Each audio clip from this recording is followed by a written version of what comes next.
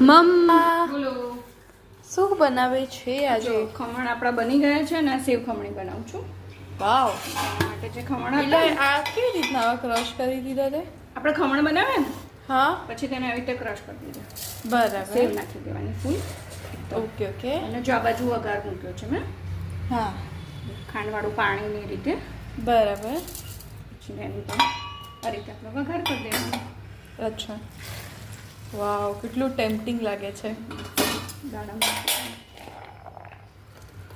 આનો ફ્લેવર બહુ મસ્ત આવે હા સેવ ખમણી ઉપર. મને તો બહુ જ ભાવે છે. ટેસ્ટી બી લાગે ને હેલ્ધી બી ખરું ને. હા, જો તમને પણ ભાવતી હોય તો કોમેન્ટ કરજો કોની કોની ફેવરેટ છે આ. કોઈ વાર આપણને એમ થાય કે આજે રોટલી દાળ ભાત શાક નથી ખાવું. હા, સાચી વાત તો છે. આ રીતે બનાવી દેવાનું. તૈયાર છે આપણી સેવ ખમણી. હા, એકદમ પરફેક્ટ લાગે છે નહીં?